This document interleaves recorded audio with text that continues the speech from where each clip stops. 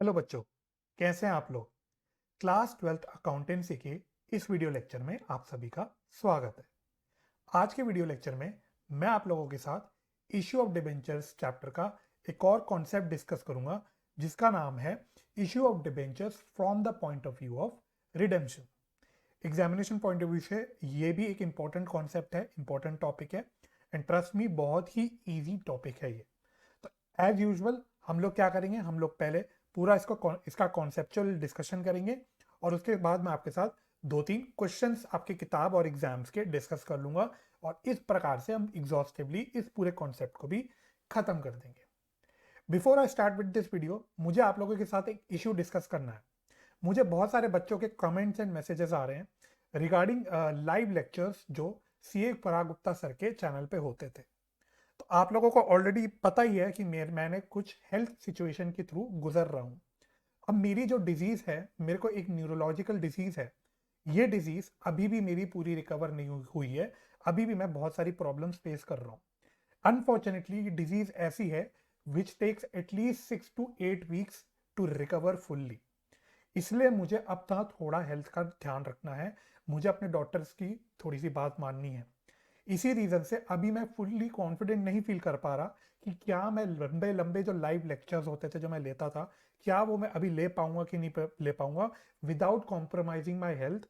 Because trust me, मैं बहुत pain के थ्रू गुजरा हूँ and I do not want this disease to relapse, ताकि और नुकसान हो जाए किसी का भी। मेरे साथ साथ मैं अगर बीमार बीमार पड़ता हूं तो मेरी जो जिम्मेदारी है दूसरों की तरफ, अपने क्लाइंट्स की तरफ या आप लोगों की तरफ या किसी और की तरफ, मैं अपनी जिम्मेदारी पूरी नहीं कर पाता। तो मैं अब और नहीं चाहता, मैं चाहता हूं इस डिजीज से मैं जल्दी से रिकवर हो जाऊं ताकि मैं फुल फ्लेज वे में आप लोगों की तरफ ध्यान दे पाऊं। इसी रीजन से अभी भी तक मैंने लाइव लेक्चर्स शुरू नहीं कर पाया। दूसरी बात, अब मार्च का महीना शुरू हो गया है, यानी कि अब आपके बोर्ड एग्जाम्स बिल्कुल सर पे हैं, अप्रैल में है। अब एक और फिजिबिलिटी इशू हो जाता है कि अगर मैं अब अभी यहाँ से रिज्यूम करता हूँ लाइव लेक्चर्स, तो क्या टाइमली हम लोग अपना सिलेबस वगैरह कंप्लीट कर पाएंगे कि नहीं कर पाएंगे। इसी रीजन से पराग सर ने ऑलरेडी अपने चैनल पे रिवीजन सीरीज स्टार्ट कर दी है and I would highly advise you कि उस रिवीजन सीरीज को जरूर देखिए। उस रिवीजन सीरीज में सर ने एग्जॉस्टिवली कॉन्सेप्ट रिवीजन किया आप लोगों के साथ और साथ ही साथ इंपॉर्टेंट क्वेश्चंस भी डिस्कस किए हैं। तो बहुत एग्जॉस्टिव रिवीजन वीडियो है, आप उसको जरूर देखिएगा। मीनवाइल मैं आप लोगों से ये नहीं कह रहा कि मैंने आप लोगों का हाथ छोड़ दिया है। मैंने आप लोगों से लाइव लेक्चर्स में, जो पुराने स्टूडेंट्स होंगे उनको पता होगा, प्रॉमिस किया था कि कुछ भी हो जाए मैं आप लोगों का हाथ नहीं छोड़ूंगा। इसी रीजन से मैंने छोटे छोटे कंटेंट रिकॉर्ड करके आप लोगों के लिए अपने चैनल पर डालने शुरू किए। रिकॉर्डिंग करने में और लाइव सेशंस लेने में जमीन आसमान का फर्क हो जाता है, क्योंकि रिकॉर्डिंग में मैं रिकॉर्डिंग को एडिट कर सकता हूँ, पॉज कर सकता हूँ, बहुत सारी चीजें कर सकता हूँ। I can do very things, तो मैं अपनी हेल्थ का भी ध्यान रख सकता हूँ। पर लाइव लेक्चर्स हमारे बहुत लंबे होते हैं, वो ज्यादा टायरिंग भी हो जाते हैं मेरे लिए, है ना। तो ये सारे कारणों की वजह से अभी तक मैं लाइव लेक्चर्स नहीं ले पाया। और हो सकता है अगर हमको कुछ प्लानिंग मिले और हमें लगे कुछ फिजिबली हो सकता है, तो मैं कुछ टाइम के लिए हो सकता है आगे जाके लाइव सेशंस भी ले लूँ सर के चैनल पे। तो अभी मैं श्योर नहीं हूँ कि क्या होगा कैसे होगा, लेकिन मैं आप लोगों से इतना प्रॉमिस जरूर कर सकता हूँ कि मैं खाली नहीं बैठने वाला। आप लोगों के लिए मैं कुछ ना कुछ कंटेंट लाऊंगा। आप लोगों को कैश फ्लो स्टेटमेंट चाहिए, अगर कैश फ्लो स्टेटमेंट हम लाइव लेक्चर में नहीं भी कर पाए तो इसी प्रकार से मैं आप लोगों के साथ रिकॉर्डेड वे में कुछ ना कुछ कैश फ्लो स्टेटमेंट के कॉन्सेप्चुअल कंटेंट भी लाता रहूंगा, ताकि आप उसको देख के अपनी पढ़ाई कर सके। मैं आप लोगों से माफी चाहता हूँ, बहुत सारे स्टूडेंट्स को इनकन्वीनियंस हो गया, लेकिन आप लोगों को थोड़ा सा समझना होगा कि बहुत ज़्यादा बड़ी अनफोर्सीन सिचुएशन होगी मेरे लिए।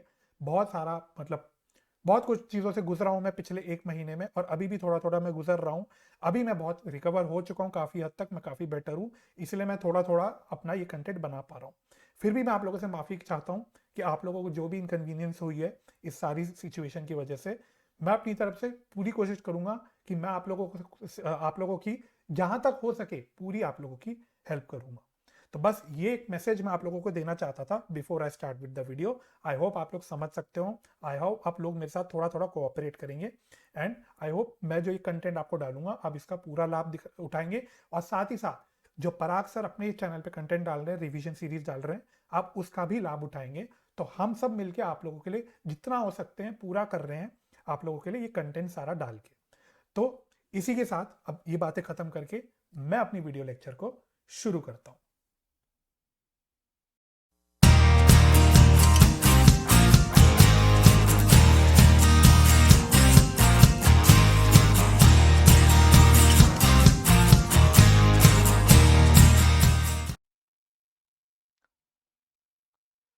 तो जो कॉन्सेप्ट हमें कवर करना है वो है issue of debentures from the point of view of redemption.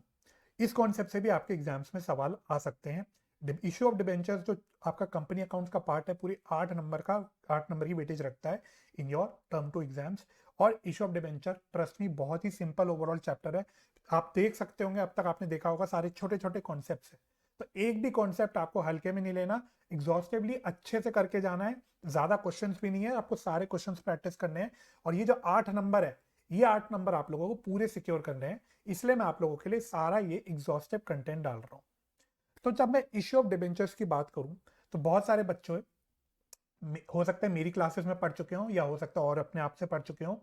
जब डिबेंचर्स इशू करने की बात करते हैं, तो डिबेंचर्स जो इशू होते हैं वो पार पे भी इशू हो सकते हैं, प्रीमियम पे भी इशू हो सकते हैं, और डिस्काउंट पे भी इशू हो सकते हैं।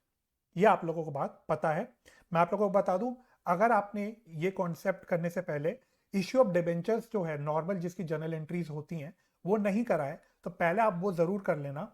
अगर आपको कंटेंट चाहिए तो आप सीए पराग गुप्ता जी के चैनल पे जा सकते हैं। उसमें जो मेरा लास्ट के जो लेक्चर्स हैं इशू ऑफ डिबेंचर्स के, वहां मैंने इशू ऑफ डिबेंचर्स की क्या अकाउंटिंग ट्रीटमेंट होती है विद क्वेश्चंस करा रखा है इन लाइव लेक्चर्स, तो आप उसको देख सकते हैं, या आप अपने आप से पढ़ के कहीं और से भी देख सकते हैं। और उसके बाद आप ये करिएगा, क्योंकि यहाँ पे जो हम कॉन्सेप्ट करेंगे वो इशू ऑफ डिबेंचर्स की जो हम एंट्रीज करते हैं उससे लिंक्ड होती हैं यहाँ पे बातें। तो अगर आपने वो कर रखा होगा तब आपको तभी यहाँ पे सारी बातें समझ आएंगी। ठीक है, तो अगेन डिबेंचर जब हम इशू करते हैं, जब हम इशू करने की बात करते हैं, तो इशू हो सकता है एट पार, यानी जहां पे इशू प्राइस होती है बराबर फेस वैल्यू के, या फिर प्रीमियम, यानी जहां पे इशू प्राइस होता है फेस वैल्यू से ज्यादा, या फिर एट डिस्काउंट जहां पे इशू प्राइस का कम होता है देन फेस वैल्यू। तो सिमिलरली जब डिबेंचर्स की रिडेम्पशन की या रिडीम होने की बात करते हैं, रिडेम्पशन का क्या मतलब होता है? डिबेंचर्स को रीपे करना।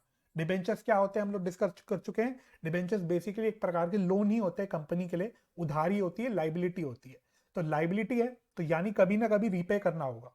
तो जब डिबेंचर्स को रीपे किया जाता है तो उसको हम लोग बोल देते हैं टेक्निकल टर्म्स में रिडेम्पशन या फिर रिडीम करना। तो जब डिबेंचर्स की रिडीम करने की बात आती है या रीपे करने की बात आती है, तो डिबेंचर्स भी रिडीम हो सकते हैं या तो एट पार या एट प्रीमियम।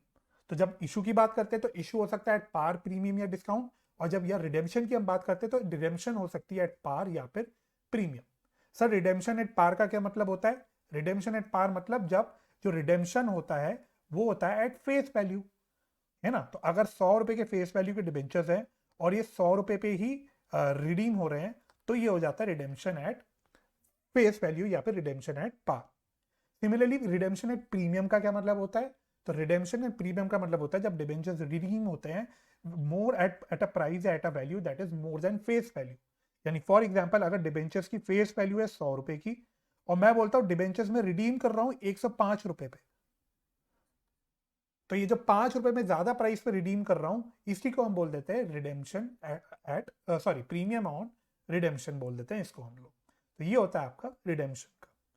अब जब रिडेम्पशन के टर्म्स होते हैं, जब वो एट पार एट प्रीमियम होते हैं, तो हमें कुछ बात का अकाउंटिंग करते वक्त ध्यान रखना पड़ता है eight the time of issue.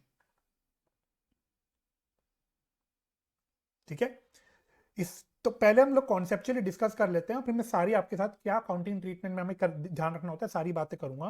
तो सबसे पहली बात, दो चीजें आ गई। देखो जब हम प्रीमियम की बात करते हैं तो प्रीमियम होता है या तो at the time of issue of debentures, या premium on issue of debentures, या होता है premium on redemption of debenture. तो दोनों डिफरेंट चीजें हैं, दोनों सेपरेट चीजें। Premium on issue of debentures अलग चीज है, premium on issue of debenture security premium reserve में जाता है, और प्रीमियम और रिडेम्पशन ऑफ डिबेंचर अलग चीज है, उसकी अकाउंटिंग ट्रीटमेंट हम लोग आगे देखेंगे। तो आप लोगों को एक अपने आप से एक होमवर्क करना है, एक अपने आप काम करना है। Difference between premium on issue of debentures and premium on redemption of debenture एक बार आपको रीड करना है आफ्टर दिस लेक्चर। पहले ये लेक्चर पूरा खत्म करना है आपको, पूरा कॉन्सेप्चुअली जो मैं सब कराऊंगा सब खत्म करना है अपनी तरफ से। उसके बाद आपको ये डिफरेंस पढ़ना है, तो आपको डिफरेंस बहुत ईजी लगेगा और अच्छे से समझ आ जाएगा। तो ये पेज नंबर आपकी किताब में टी एस गरेवाल बुक के पेज नंबर 10.31 पे है, तो ये डिफरेंस आपको अपने आप से जरूर पढ़ के जाना है। दूसरी बात, जब मैं प्रीमियम और रिडेम्पशन की बात करता हूं, तो अगर आप लॉजिकली सोचोगे तो आपको रियलाइज होगा कि भाई अगर कंपनी 100 रुपए के डिबेंचर्स 105 रुपए पे रीपे कर रही है, यानी 5 रुपए ज्यादा रीपे कर रही है, तो ये जो 5 रुपए ज्यादा रीपे कर रही है कंपनी, ये कंपनी के लिए कहीं ना कहीं नुकसान है, लॉस है। इस बात का हमको ध्यान रखना पड़ता है कि premium on redemption is a loss for the company, और अकॉर्डिंगली फिर हमारी अकाउंटिंग ट्रीटमेंट बनती है। ठीक है। अच्छा, ये लॉस कब होगा? जब मैं इशू कर रहा हूं, इशू के टाइम तो मुझे रिडीम करना नहीं, रिडीम तो जब भी बाद में जब भी as per the terms of debenture होगा तब रिडीम होगा। भाई अगर डिबेंचर 5 साल बाद रीपे करने हैं तो 5 साल बाद रीपे होंगे, यानी जो प्रीमियम और रिडेम्पशन है कब पे होगा? 5 साल बाद पे होगा। तो जो ये लॉस है वो पे तो होगा eight the time of redemption, यानी बाद में, इशू के टाइम नहीं होगा। लेकिन हमारा प्रूडेंस प्रिंसिपल हमको लगाना पड़ता है, हमें अपना प्रूडेंस प्रिंसिपल जो आपने पढ़ा था क्लास 11 में वो फॉलो करना पड़ता है। और इस प्रूडेंस प्रिंसिपल के चलते जो प्रीमियम पेबल होता है eight the time of redemption, उसकी हमको आज ही प्रोवाइड करना पड़ता है।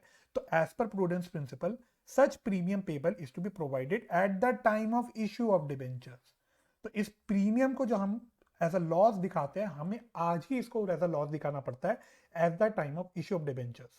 अब प्रूडेंस प्रिंसिपल क्या होता है ये आप लोग मेरे को बताओगे कमेंट्स में, तो मैं आप लोगों के कमेंट्स का वेट करूंगा और आप लोगों को मुझे बताना है कि प्रूडेंस प्रिंसिपल क्या होता है, और उसको फिर आपको यहाँ पे अप्लाई करना है अपने आप से।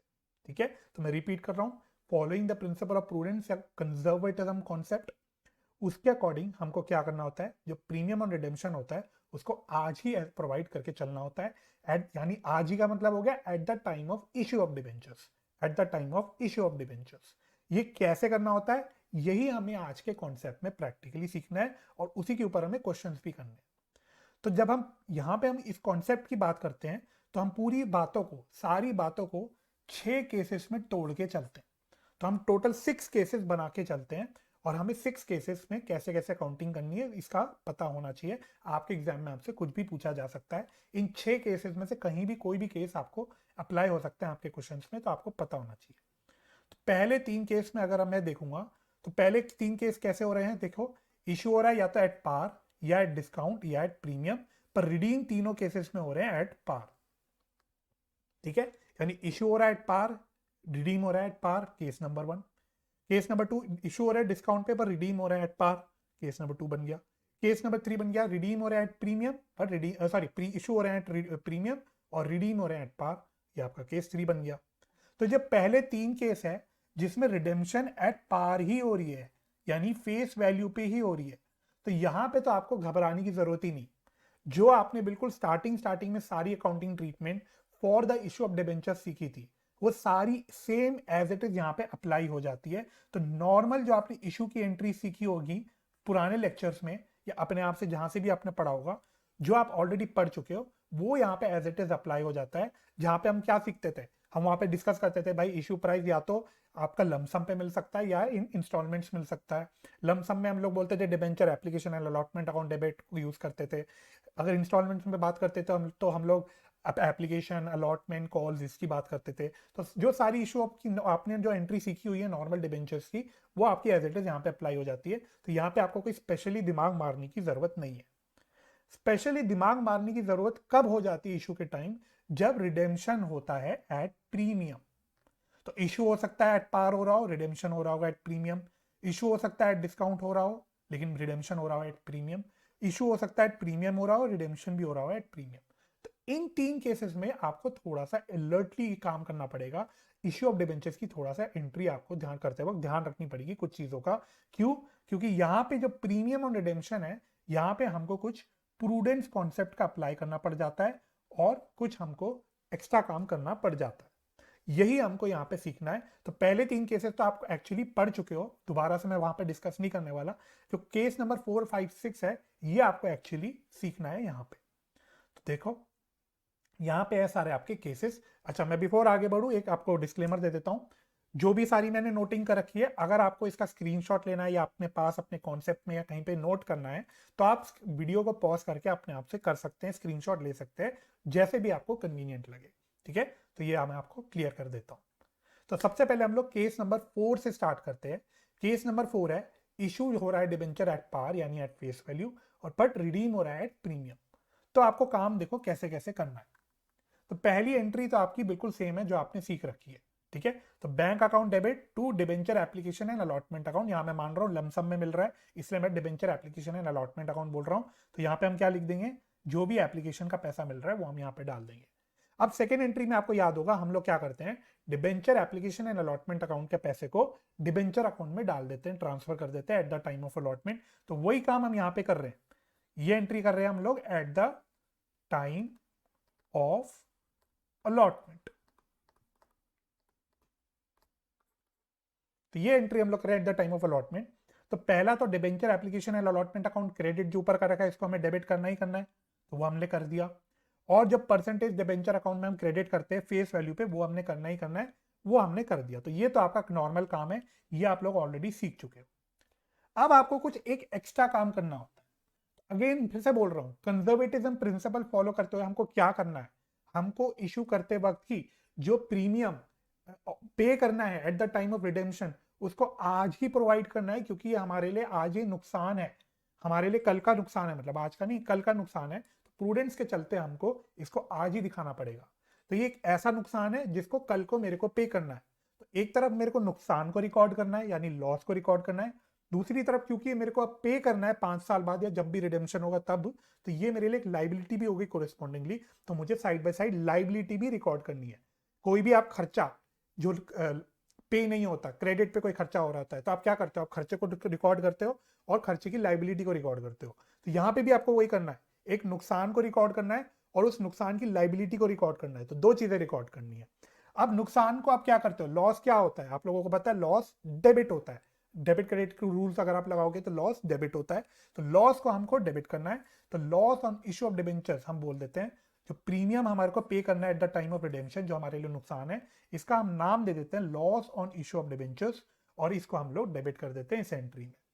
अब कोरेस्पॉन्डिंगली दूसरी बात मैंने आपसे क्या बोली कि मेरे को अब ये प्रीमियम पे भी करना है eight the time of redemption, यानी मेरे लिए एक लाइबिलिटी भी है, तो मुझे एक लाइबिलिटी भी रिकॉर्ड करनी है। तो इस लाइबिलिटी को मैं क्या नाम दे देता हूं, premium on redemption of debentures. ये मेरे लिए लाइबिलिटी हो जाती है ना। तो जो डेबिट कर रहा हूं ये मेरे लिए लॉस है, लाइबिलिटी क्रेडिट होती है तो ये मेरे लिए लाइबिलिटी है।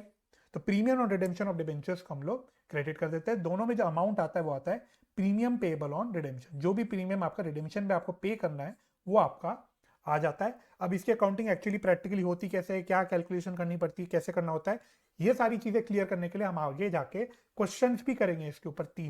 पूरे 3 क्वेश्चंस मैंने आप लोगों के लिए निकाल के रखे हैं, तो वो 3 क्वेश्चंस मैं आपके साथ डिस्कस भी करूंगा। तो आप लोग वीडियो के एंड तक बने रहिएगा।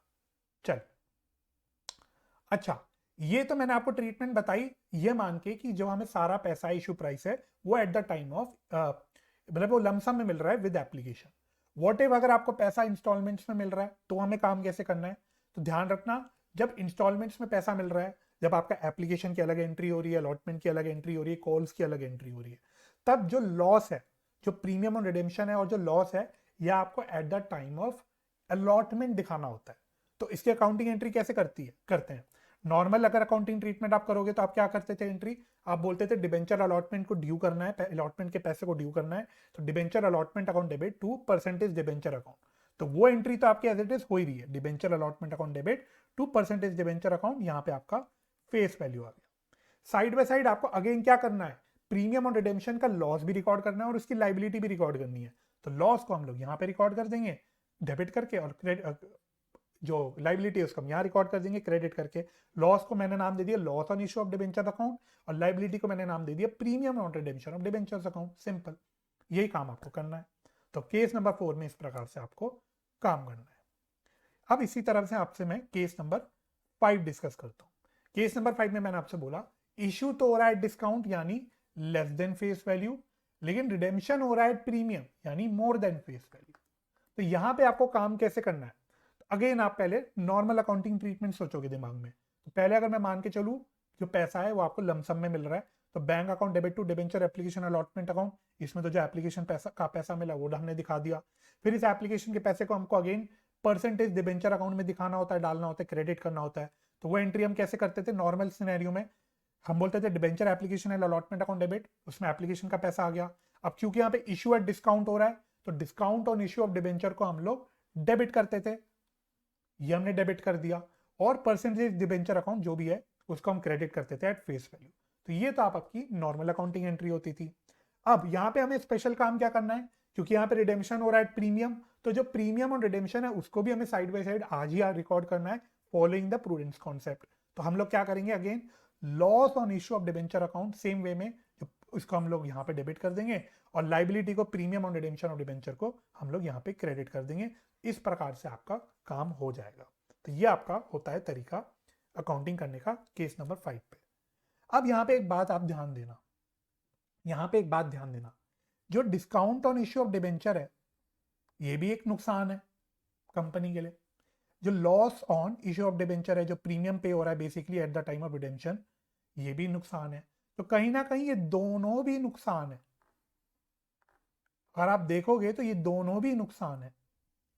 तो यहां पे हमारा जो बेटर वे होता है, तरीका, बेटर वे अकाउंटिंग करने का तरीका होता है कि दोनों नुकसान को अलग अलग दिखाने की जगह इन दोनों नुकसान को हम लोग मर्ज कर दे, एक साथ लिख दे, एक ही नाम के अंदर लिख दे। तो जो बेटर तरीका आपका काम करने का होता है कि हम लोग इस लॉस को, इस डिस्काउंट और लॉस को दोनों को मर्ज करके एक साथ लिख दे। तो हम लोग लिख देते हैं इसको मर्ज करके loss on issue of debentures. तो सारा डिस्काउंट भी और जो प्रीमियम पे हो रहा है eight the time of redemption, दोनों चीज को हम लोग loss on issue of debenture के अंदर ही डाल देते हैं। तो आप लोगों को जो एग्जाम में करना है या मेरी तरफ से जो एडवाइस रहेगी करने की वो ये रहेगी, आप ये तरीका करेंगे form your exam point of view. ऊपर वाला तरीका गलत नहीं है, लेकिन बेटर तरीका ये होता है। तो हम लोग क्या करेंगे, सेम एंट्री है, बिल्कुल सेम एंट्री है, सेम लॉजिक है, बस जो loss on issue of debenture है उसमें हम लोग डिस्काउंट को भी डाल देंगे और प्रीमियम ऑन रिडेम्पशन को भी डाल देंगे, दोनों को क्लब करके लिख देंगे और आपकी एंट्री इस प्रकार से बन के आ जाएगी। ठीक है, तो इस बात का आपको ध्यान रखना। अब यहां पे भी एक केस आ जाता है कि भाई अगर इशू प्राइस आपको इंस्टॉलमेंट्स में मिल रहा है, एप्लीकेशन का पैसा अलग, अलॉटमेंट का पैसा अलग, कॉल्स का पैसा अलग, तो आपको काम कैसे करना है? तो बिल्कुल सेम वे में आपको ध्यान रखना है, आप जब अलॉटमेंट को ड्यू कर रहे होगे उसी टाइम आपको लॉस को रिकॉर्ड करना है। तो एंट्री क्या बन जाएगी, debenture allotment account debit to, मतलब आपकी जो नॉर्मल एंट्री बनती है debenture allotment account debit to percentage debenture account बनती है। हम यहाँ पे क्या कर देंगे, हम लोग again loss on issue of debenture account को यहाँ डेबिट कर देंगे और यहाँ पे भी ध्यान रखना discount plus premium on redemption, दोनों चीजें यहाँ पे आएंगी। ठीक है, तो यहाँ पे भी हम लोग लॉस को क्लब करके लिख देंगे और 2% डिबेंचर में हमारा फेस वैल्यू आ जाएगा और premium on redemption of debenture में आपका प्रीमियम आ जाएगा, प्रीमियम ऑन रिडेम्पशन आ जाएगा। ये आपकी लाइबिलिटी हो गई और ये तो आपका लॉस हो ही गया। तो इस प्रकार से आपको एंट्री करनी है केस नंबर 5 में। Similarly last case, case number 6। Case number 6 में क्या करना है आपको, केस का आपका बनता क्या है, जब इशू हो रहा है एट प्रीमियम और रिडीम हो रहा है एट प्रीमियम, यानी इशू भी हो रहा है at more than face value और रिडीम भी हो रहा है at more than face value. तो यहाँ पे अकाउंटिंग एंट्री कैसे बन जाती है, तो पहली एंट्री तो सेम हो गई आपकी, मैं मान के चल रहा हूँ लमसम में पैसा मिल रहा है, तो bank account debit to debenture application allotment account, जो एप्लीकेशन का पैसा मिला। सेकेंड एंट्री में हम लोग क्या करते हैं, सेकेंड एंट्री में हम लोग एप्लीकेशन के या अलॉटमेंट के पैसे को आपका डिबेंचर अकाउंट में क्रेडिट करते हैं। तो वही एंट्री बनेगी आपकी debenture application allotment account debit, इसमें पूरा एप्लीकेशन का पैसा आ गया, परसेंटेज डिबेंचर में हमने फेस वैल्यू क्रेडिट कर दिया और क्योंकि यहाँ पे इशू एट प्रीमियम हो रहा है तो हमने सिक्योरिटीज प्रीमियम रिजर्व को क्रेडिट कर दिया नॉर्मली। अगेन यहाँ पे हमें साइड बाय साइड क्या करना है, क्योंकि यहाँ पे रिडेम्पशन हो रहा है एट प्रीमियम, तो हमको प्रीमियम का नुकसान और प्रीमियम की लाइबिलिटी भी आज इसी टाइम पे रिकॉर्ड करनी है। तो हम साइड बाय साइड क्या करेंगे, loss on issue of debenture को डेबिट कर देंगे। बेसिकली क्या है, प्रीमियम का नुकसान है और premium on redemption of debentures को हम लोग यहाँ पे दिखा देंगे, क्रेडिट कर देंगे। तो ये आपकी लाइबिलिटी है। बस सेम आपको इसी प्रकार से काम करना है, बिल्कुल कॉन्सेप्ट और लॉजिक आपका सेम लग रहा है। तो आपने अगर इश्यू ऑफ डिबेंचर्स की एंट्रीज अच्छे से सीख रखी हैं तो वो लगाना है आपको, और साथ में साइड बाय साइड आपको यहाँ पे प्रूडेंस का कॉन्सेप्ट लगाना है और आपकी अकाउंटिंग ट्रीटमेंट बन के आ जाएगी। अब यहाँ पे भी आपका हो गया, अगर आपका इशू प्राइस इंस्टॉलमेंट्स में मिल रहा है अलग अलग से, तो आपको क्या करना है, तो वही करना है आपको अलॉटमेंट का जब ड्यू करोगे उसी टाइम आपको लॉस को रिकॉर्ड कर देना है। तो debenture allotment account debit 2% debenture to securities premium reserve, ये आपकी नॉर्मल एंट्री बनती। साथ में आपको क्या चिपका देना है, लॉस ऑन इशू को डेबिट कर देना है और प्रीमियम ऑन रिडेम्पशन को डेबिट कर देना है और आपकी अकाउंटिंग एंट्री बन के आ जाएगी। तो बहुत ही सिंपल कॉन्सेप्ट है आपका, स्ट्रेट फॉरवर्ड 6 केसेस बन के आ जाते हैं। जो केस आपका एग्जाम में लग रहा होगा वो केस के अकॉर्डिंग आपको एंट्रीज करनी है। ठीक है, तो ये तो आपका पूरा कॉन्सेप्चुअल डिस्कशन था। इसके अलावा एक आपका दिमाग में सवाल आ सकता है कि जो premium on redemption of debenture account है, जो बेसिकली हम लाइबिलिटी को क्रेडिट कर रहे हैं, इसका क्या करना होता है, बैलेंस शीट में इसको कैसे दिखाना होता है। तो अगर आप लोगों ने टर्म 1 में फाइनेंशियल स्टेटमेंट्स पढ़ का चैप्टर पढ़ रखा होगा तो वहां पे आपको याद होगा कि इस premium on redemption of debentures को हम लोग नॉन करेंट लाइबिलिटी हेड में दिखाते हैं under the sub head other long term liabilities. ठीक है, तो अदर लॉन्ग टाइम लाइबिलिटीज के अंदर नॉन करेंट लाइबिलिटीज हेड के अंदर इसको दिखाते हैं। अब दूसरा, discount on issue of debentures या loss on issue of debentures का हमें क्या करना होता है, तो इसका डिस्कशन हम आगे की वीडियोस में करेंगे। उसका हमारा सेपरेट कॉन्सेप्ट है कि लॉस या डिस्काउंट का ट्रीटमेंट कैसे होता है। तो उसका बहुत सिंपल सा ट्रीटमेंट होता है जो सेपरेट कॉन्सेप्चुअल डिस्कशन हो जाता है। तो उसको हम आगे की वीडियोस में डिस्कस करेंगे, उसको हम यहाँ पे होल्ड पे डाल देंगे। आपको याद ये रखना है, premium on redemption of debenture जो आप लाइबिलिटी क्रेडिट कर रहे हो उसको बैलेंस शीट में कहां दिखाओगे, अदर लॉन्ग टर्म लाइबिलिटीज सब head, non current liabilities head. ठीक है, तो बस ये आपका ओवरऑल पूरा कॉन्सेप्ट है। तो आई बिलीव, आई होप कि ये कॉन्सेप्ट तो आपको सबसे पहले क्लियर हो गया होगा। जो भी लॉजिक्स मैंने आपको सारे बताए वो आपको समझ आ गए होंगे। अब सिर्फ कॉन्सेप्ट और लॉजिक समझ के काम नहीं चलता, क्योंकि एग्जाम में हमें क्या करने होते हैं, हमें क्वेश्चन सॉल्व करने होते हैं। तो जब तक हम थोड़े इन्हीं कॉन्सेप्ट्स को क्वेश्चंस में नहीं अप्लाई कर देते तब तक हमारा काम खत्म नहीं होता। तो अब मैं आप लोगों के साथ आपके किताब के 2-3 क्वेश्चंस डिस्कस करूंगा जो एग्जाम्स के में भी आ सकते हैं, और फिर आपका ये कॉन्सेप्ट पूरा ओवरऑल खत्म हो जाएगा। तो आप लोग अब तैयार हो जाइए अपनी किताब के साथ। अब हम लोग क्वेश्चंस की ओर बढ़ रहे हैं। तो सबसे पहला क्वेश्चन हमें करना है क्वेश्चन नंबर 32, पेज नंबर है आपका 10.68। तो क्वेश्चन कहता है ZK लिमिटेड इशूड ₹4,09,000 डिबेंचर्स। अब यहाँ पे आपको ध्यान रखना है, यहाँ इसमें ₹4 लाख बोला है। ₹4 लाख का मतलब ये हो गया कि ये कहीं ना कहीं आपको 4 लाख रुपए का फेस वैल्यू बता रखा है। तो टोटल 4 लाख रुपए के फेस वैल्यू के डिबेंचर्स हमने इशू करे। हर डिबेंचर का फेस वैल्यू था 100 रुपए। तो वैसे मैं आपको बता दे रहा हूँ कि नॉलेज के लिए कि नंबर ऑफ डिबेंचर्स हमने कितने इशू करे होंगे, 4 लाख रुपए के अगर डिबेंचर्स इशू करें और 100 रुपए का एक डिबेंचर है तो आपके टोटल जो डिबेंचर्स आ जाएंगे वो आ जाएंगे नंबर ऑफ डिबेंचर्स 4000। ठीक है, तो ये आपके नॉलेज के लिए बता रहा हूँ बस। तो ZK limited issued ₹4 lakh 9% debentures of ₹100 each. अब इंपॉर्टेंट इंफॉर्मेशन आ रही है, at a discount of 5%, at a discount of 5%, यानी इशू हो रहा है discount, redeemable eight a premium of 10%। ठीक है, तो इशू हो रहा है डिस्काउंट, रिडीम हो रहा है प्रीमियम, यानी आपका बन के आ गया case number 5। Case number 5, pass necessary journal entries for the above transactions in the books of ZK limited. तो आपको बेसिकली इशू ऑफ डिबेंचर्स की एंट्रीज करके दिखानी है। चलिए अब मैं आपको दिखाता हूँ क्वेश्चन करके आपको कैसे करना है, बहुत ईजी है। तो क्वेश्चन नंबर है आपका 32, किताब में आप अपने पास रख लूंगा। Question number 32, page number 10.68। इसमें आपको करनी है जर्नल एंट्रीज। तो हम लोग लिखेंगे journal entries in the books of ZK limited. ZK limited नाम है ना, हाँ, in the books of ZK limited. ठीक है, तो पहली एंट्री आपको क्या करनी होती है, अगर डेट दे रखी होगी तो डेट डाल देना, नहीं तो 1 2 3 करके डाल देंगे। तो डेट तो नहीं दे रखी, तो पहली एंट्री क्या करते हैं हम लोग, अब यहाँ पे कोई एप्लीकेशन अलॉटमेंट कोई इंस्टॉलमेंट्स की तो कोई इंफॉर्मेशन है नहीं, तो हम लोग लमसम मान के कर लेते हैं इसको।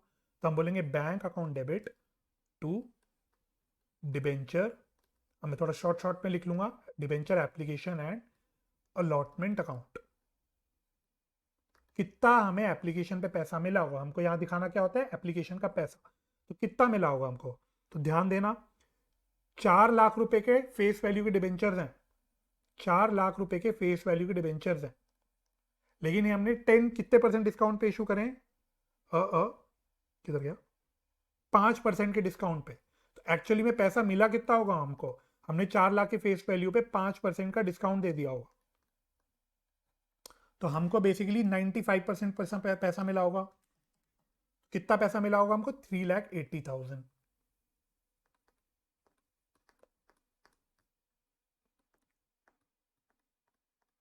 अच्छा, इसको आप दूसरे तरीके से भी कैलकुलेट कर सकते हो, ऐसे आपकी नॉलेज के लिए बता दे रहा हूँ।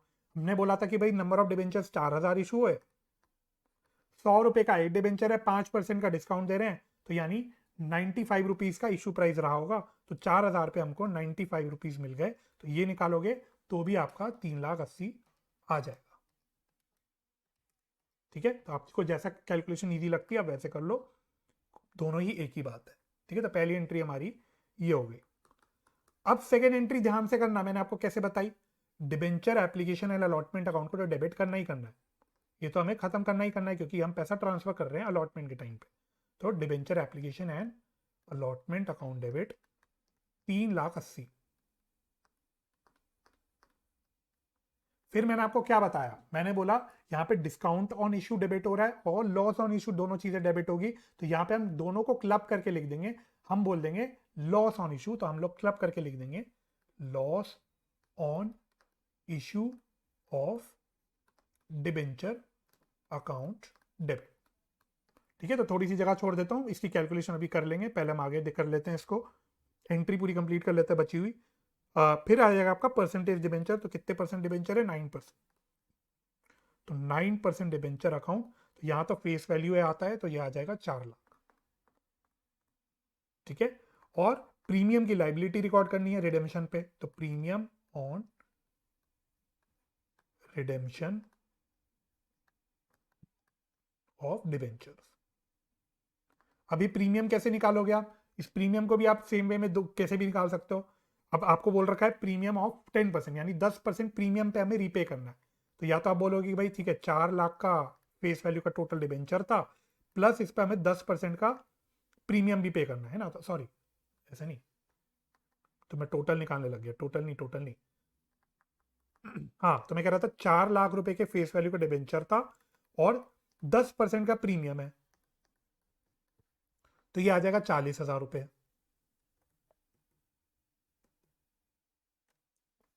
ये आ जाएगा 40,000 रुपये। एक मिनट, इसका पेन वाइट वाला ही ले लेता हूँ, तो दिस विल बी 40,000, है ना।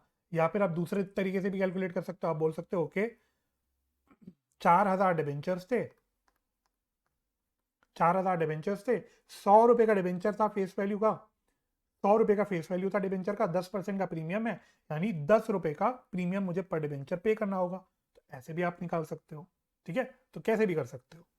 अच्छा, अब लॉस में मेरे को क्या दिखाना होता है इस केस में, केस नंबर 5 में मेरे को डिस्काउंट और प्रीमियम और रिडेम्पशन दोनों को क्लब करना होता है। तो डिस्काउंट कितना आएगा, 4 लाख के डिबेंचर है, 3,80,000 मुझे मिले, तो 20,000 का डिस्काउंट होगा, है ना। तो कितने रुपए का डिस्काउंट है, 20,000 का, यानी या तो आप ऐसे बोल दो, पूरी कैलकुलेशन दिखा देता हूँ, 4,000 डिबेंचर्स हैं, 5 रुपए का डिस्काउंट है पर डिबेंचर, तो 20,000 का ये डिस्काउंट हो गया, प्लस 40,000 का प्रीमियम है और रिडेम्पशन। तो टोटल लॉस कितना आ गया मेरा, 20 + 40 दैट इज 60। अब आप अपनी एंट्री चेक करोगे तो आपकी एंट्री एकदम मैच करेगी, अगर आपकी कैलकुलेशंस का लॉजिक वगैरह सब सही लगाया होगा तो आपकी एंट्रीज ऑटोमेटिकली मैच कर जाएगी। तो इस प्रकार से आपको एंट्रीज करनी होती है। तो ये आपका केस नंबर 5। ठीक है, अब इसी प्रकार से अब हम एक और क्वेश्चन करते हैं, आई बिलीव ये क्वेश्चन क्लियर हो गया होगा। चलिए, तो अब हम करते हैं next question, question number 34। Same page पे, मैं पेज नंबर बार बार नहीं लिख रहा, क्वेश्चन नंबर 34। तो ये मैं आप लोगों के सामने खोल लेता हूं, क्वेश्चन नंबर 34, इसको मार्क कर सकते हैं इंपॉर्टेंट। वो कह रहा है question, pass necessary journal entries relating to the issue of debentures for the following. तो आपको 3 केसेस दे रखे हैं, तीनों केसेस के आपको एक एक करके एंट्रीज करनी है। तो पहला केस कहता है इशू 28,000 रुपीज, ठीक है, यहाँ पे भी वही सेम चीज है, रुपीज 28,000 बोला हुआ है, 10% debentures of rupees 100 each at a premium of 15%, redeemable at par. ठीक है, तो पहला क्या केस है कि इशू हो रहा है एट प्रीमियम, रिडीम हो रहा है एट पार, यानी आपका जो मैंने केस नंबर्स आपको लिखवाए उसमें आ जाता है केस नंबर 3 में। तो एक बार सारे पढ़ लेते हैं, फिर एक साथ सॉल्व कर लेंगे इसको। बी कहता है issued rupees 30,000 10% debentures of rupees 100 each at a premium of 10%, redeemable at a premium of 15%। तो यहाँ पे इशू भी एट प्रीमियम है, रिडेम्पशन भी एट प्रीमियम है, यानी आपका केस नंबर 6 बन गया। सी में कहता है issued rupees 80,000 10% debentures of rupees 100 each at par, repayable at a premium of 10%। तो इशू तो हो रहा है पार बट रिडेम्पशन हो रहा है प्रीमियम, तो ये आपका बन गया केस नंबर 4। तो चलो एक एक करके तीनों केसेस की एंट्रीज कर लेते हैं। चलो, तो अब मैं अपनी किताब से देखता रहूंगा, आप लोग अपनी किताब से देख लीजिएगा। तो केस नंबर 1 में बोलता है issued 28,000 rupees 10% debentures of rupees 100 each at a premium of 15%, redeemable at par. तो अब यहाँ पे भी हमको, क्योंकि कुछ इंस्टॉलमेंट्स की तो कुछ इंफॉर्मेशन दे नहीं रखी, तो हम लोग इसको लमसम मान लेंगे। तो हम बोलेंगे bank account debit to debenture application and allotment account. Amount कितना आ जाएगा, कितने रुपए के डिबेंचर्स हैं, 28,000 रुपए के डिबेंचर्स हैं, और प्रीमियम है 15% का, तो ये आ जाएगा 28,000 इंटू 15%। तो ये आ जाएगा 28,000 प्लस 15%, ये आ जाएगा 32,200।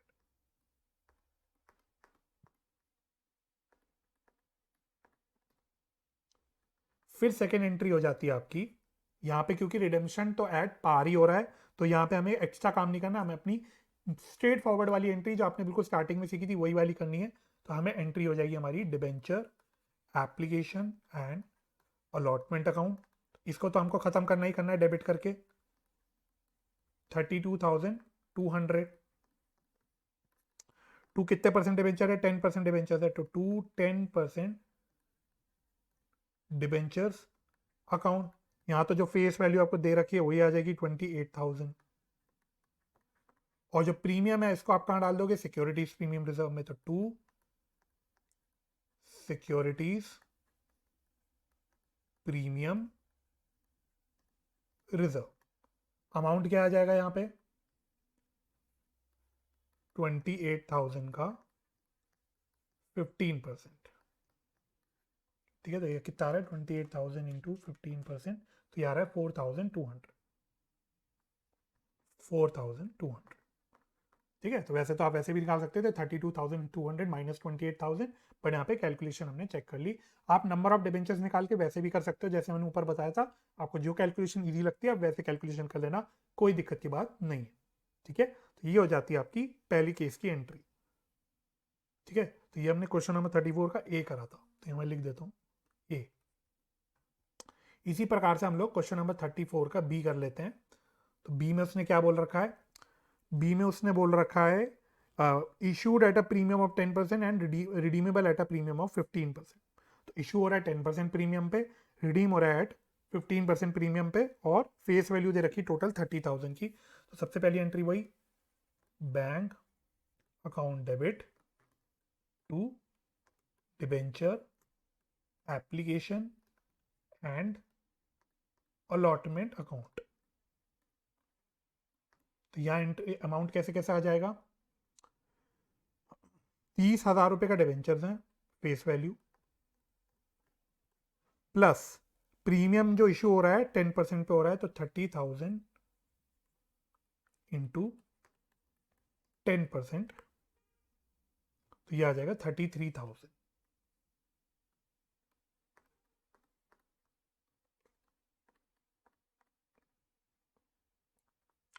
ये हो गई पहली एंट्री। सेकेंड एंट्री कैसे करोगे, सेकेंड एंट्री में आप लोग debenture application and allotment account को उड़ा दोगे, खत्म कर दोगे। तो debenture application and allotment account debit 33,000 to कितने परसेंट डिबेंचर है इसमें, हाँ हाँ 10% डिबेंचर, नहीं नहीं टू नहीं, अच्छा प्रीमियम और रिडेम्पशन भी तो है, एक मिनट। हाँ, तो प्रीमियम का जो लॉस है, नुकसान है, वो आप यहाँ दिखा दोगे, तो आप लिखोगे loss on issue of debenture account debit, इसका अमाउंट अभी निकाल देंगे। टू कितने परसेंट डिबेंचर है, 10% डिबेंचर ही है ये भी, तो टू 10% डिबेंचर, तो यहाँ तो आपका फेस वैल्यू ही आता है 30,000 का। अच्छा, टू सिक्योरिटीज प्रीमियम रिजर्व, यहाँ पे 3,000 का प्रीमियम आ जाएगा, मतलब 30,000 का जो 10% है 3,000 जो इशू का प्रीमियम है वो आ जाएगा, और जो प्रीमियम ऑन रिडेम्पशन है उसको आप अलग से दिखा दोगे तो वो भी एक लाइबिलिटी है। तो to premium on redemption account, इसका अमाउंट मैं निकाल लेता हूँ क्योंकि इसका हमें अमाउंट ऊपर भी डालना है। तो यहाँ अमाउंट कैसा आ जाएगा, 28,000 का डिबेंचर है, और कितने परसेंट, सॉरी 30,000 का डिबेंचर है, 28,000 ऊपर वाले में था, 30,000 का डिबेंचर है, और कितने परसेंट प्रीमियम है रिडेम्पशन पे, 15%,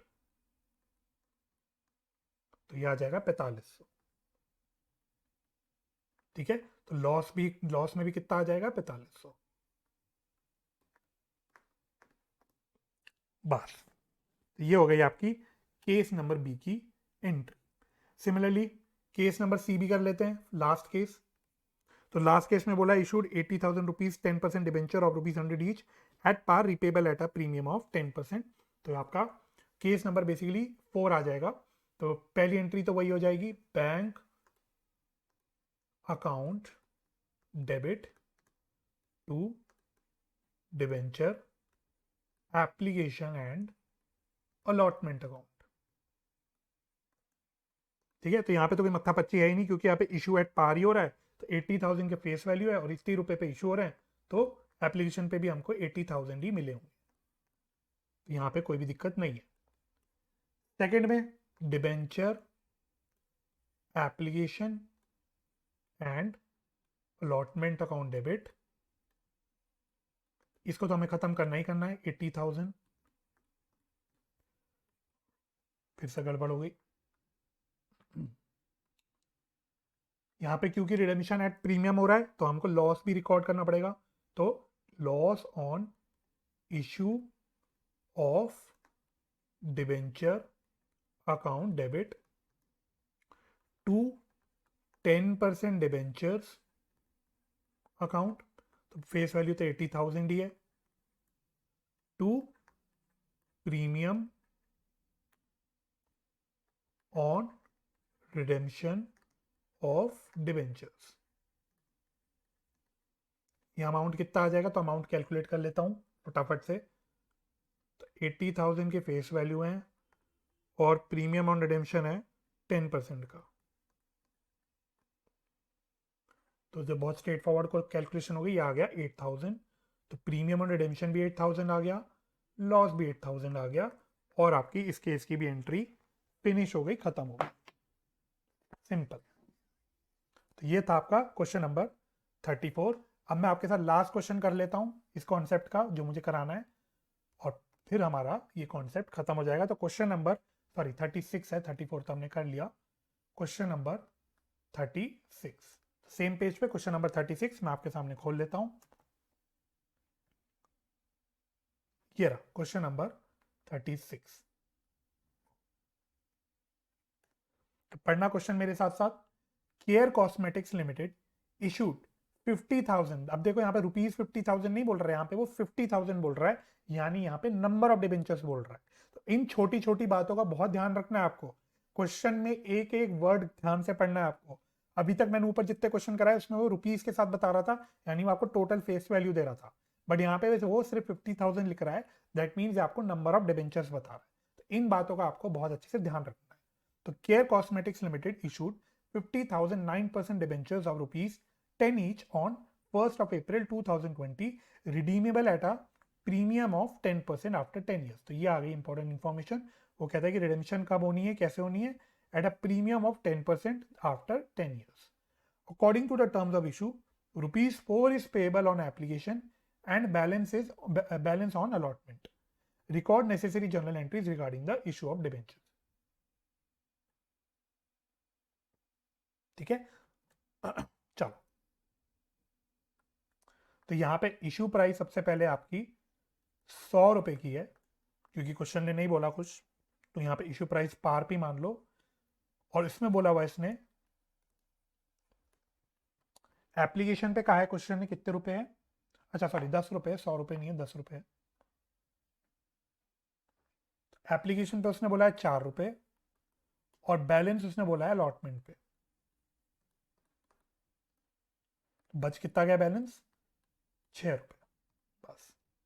ठीक है, चलो मैं सारी इंफॉर्मेशन लिख देता हूँ, तो मुझे किताब देखने की जरूरत ही नहीं पड़ेगी। तो 50,000 9% डिबेंचर्स हैं, और बोला हुआ है रिडीमेबल है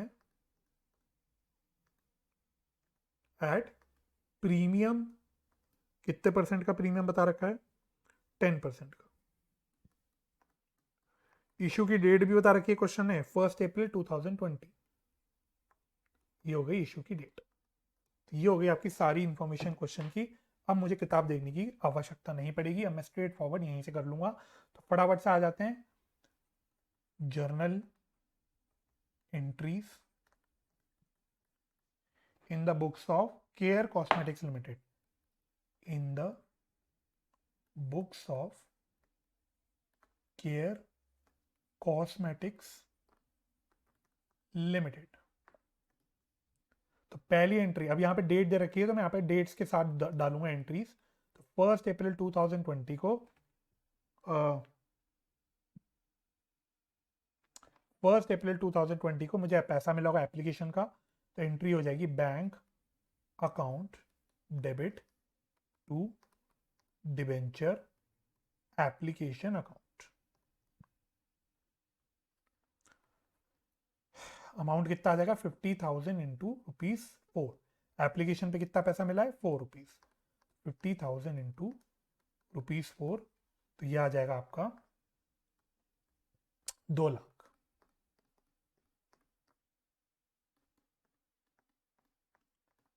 अब इसके बाद होता है डिबेंचर का अलॉटमेंट। अब अलॉटमेंट की तो उसने कोई डेट दी नहीं, तो मैं इसको छोड़ देता हूं। सबसे पहले तो मैं debenture application account debit 2% debenture, कितने परसेंट डिबेंचर है किताब की जरूरत थोड़ी, यहाँ पे है 9% डिबेंचर्स, 9% डिबेंचर्स। सबसे पहले तो मैं एप्लीकेशन के पैसे को डिबेंचर अकाउंट में डाल देता हूँ अलॉटमेंट के टाइम पे। अब मैं अलॉटमेंट का पैसा ड्यू करूंगा सेम डेट, अलॉटमेंट की डेट पे, जो कि मेरे को पता नहीं है, उस डेट पे एंट्री हो जाएगी debenture allotment account debit. Amount कितना आ जाएगा, कितना पैसा ड्यू है 50,000 डिबेंचर्स पे ₹6 ड्यू है अलॉटमेंट, तो ये आ जाएगा 3 लाख। अच्छा, रिडेम्पशन एट प्रीमियम हो रहा है, तो यानी मेरे को नुकसान यहां पे रिकॉर्ड करना पड़ेगा, तो loss on issue of debenture account debit. इसका अमाउंट मैं नीचे कैलकुलेट करके एक साथ लिख दूंगा बाद में। 9% डिबेंचर अकाउंट, यहां तो 3 लाख रुपए आएगा face value, to premium on redemption account. इसको मैं कैलकुलेट कर लेता हूं।